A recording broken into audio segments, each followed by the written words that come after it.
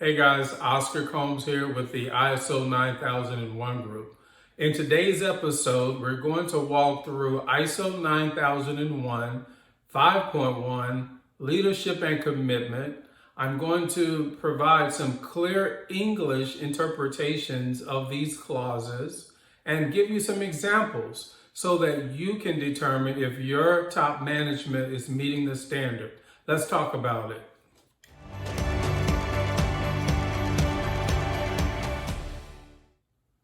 All right, guys, so let's talk about it.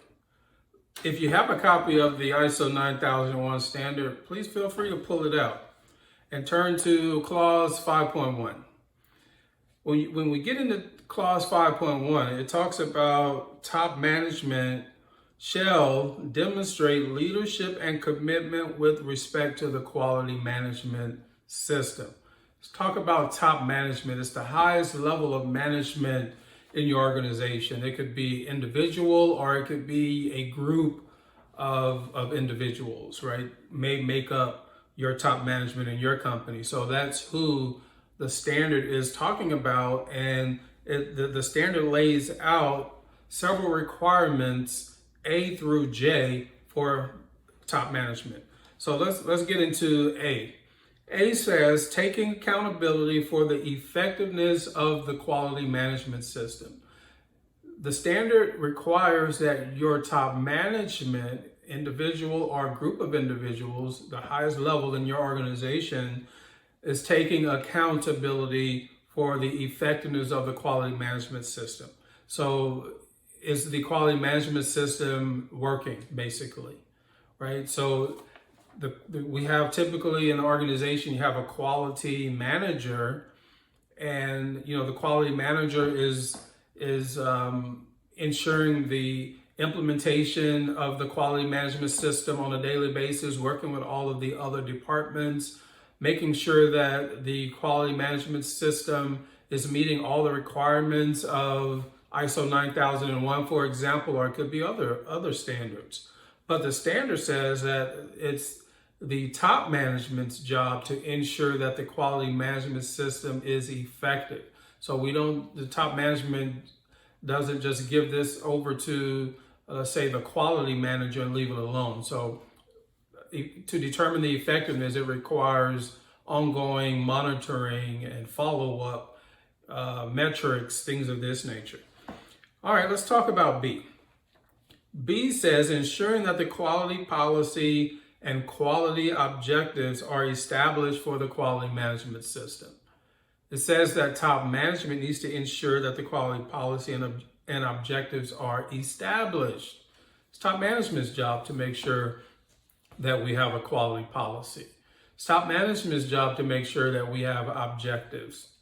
Of course, we have a quality manager, but the quality manager is not the one that should be driving the policy or the objectives. It should be top management doing that. All right.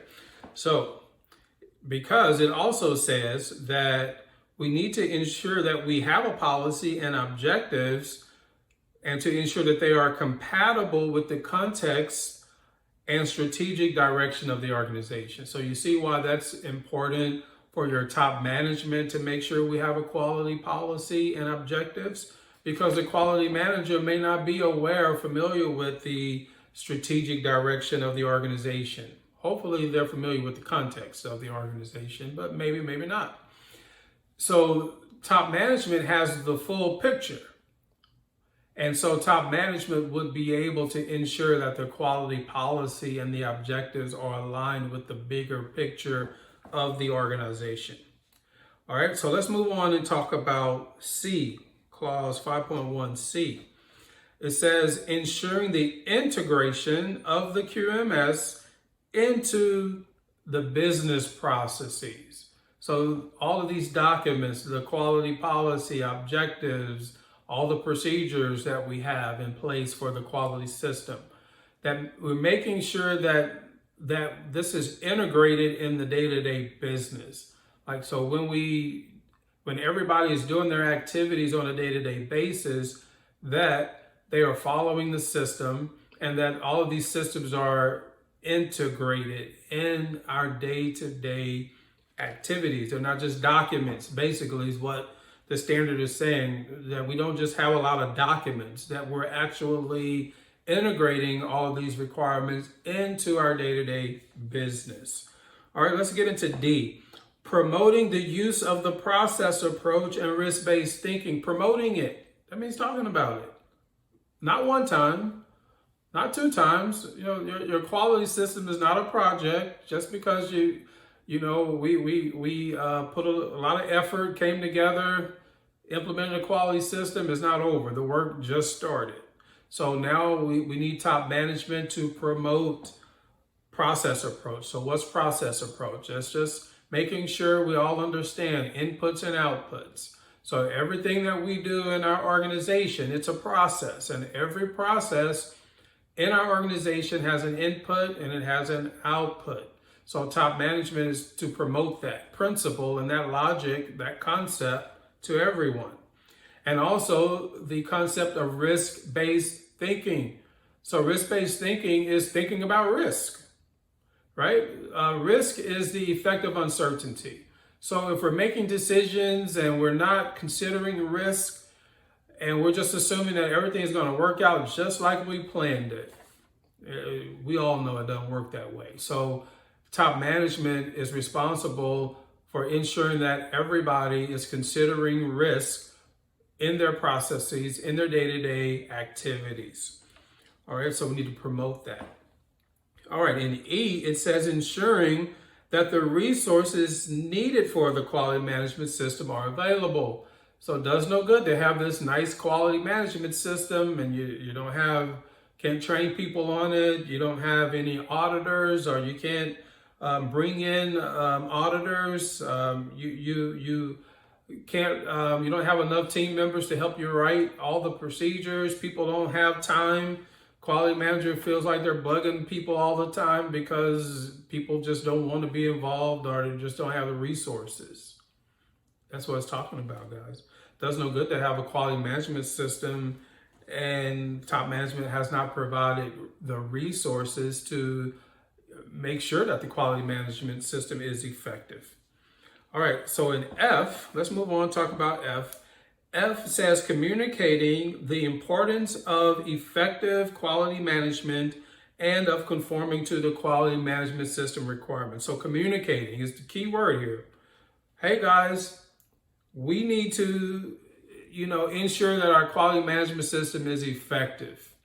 We need to make sure that we are conforming to the quality management system. It literally says communicating, how important it is. It's important. So in those meetings, those staff meetings, those memos, those emails, all of that, we need to continue to reiterate, or top management, this is who we're talking about, top management, needs to continue to reiterate the importance of everyone working within the quality management system.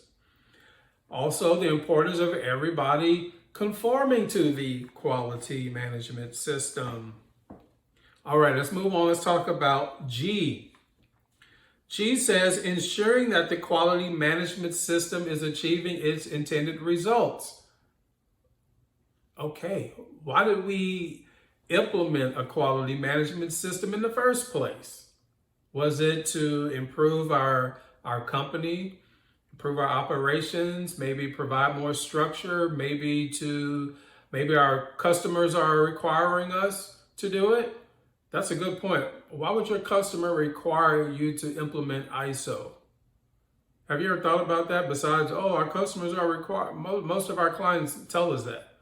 What we should be asking is, why are they asking us to do it? They want you to do all of those things that I just mentioned: more structure, risk management, processes and procedures, reliability, things of this nature. That's why we implemented a quality management system. So top management needs to, once we implement the system, we need to continue to monitor things, or top management needs to monitor things to ensure that it's actually doing what it was supposed to do in the first place.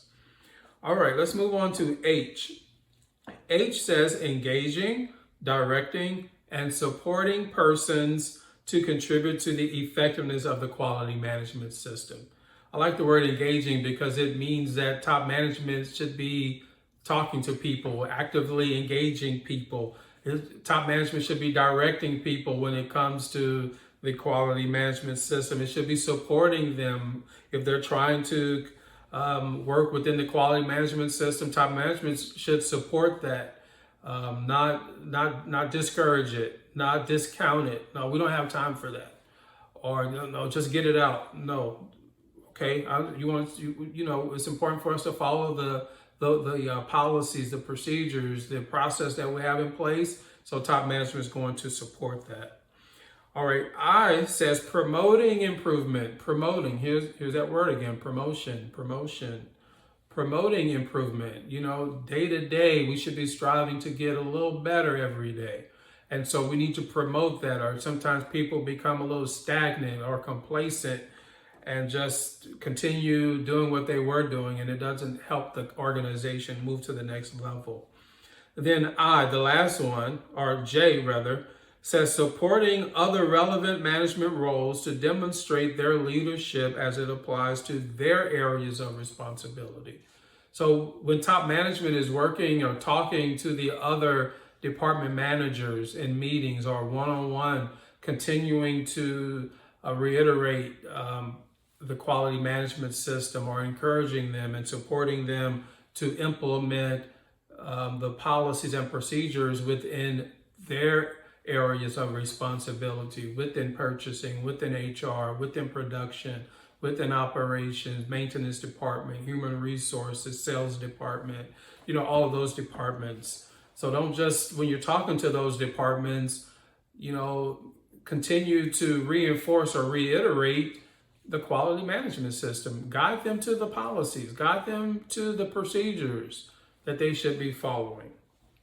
So guys, hopefully I've been able to kind of walk you through these clauses, try to give you some examples on how it should look. So now you can kind of sit back and reflect in your organization and look at and just kind of compare what the standard says and what you see and feel from your top management, and see if your top management is meeting the standard.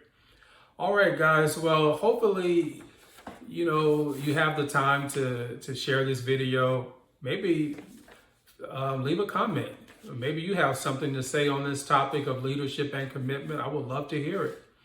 Guys, we really like to just try to come to you every now and then and just give you some information where we hope that's going to really help your organization, help your quality management system, your health and safety management systems. So that's the whole reason why we do this.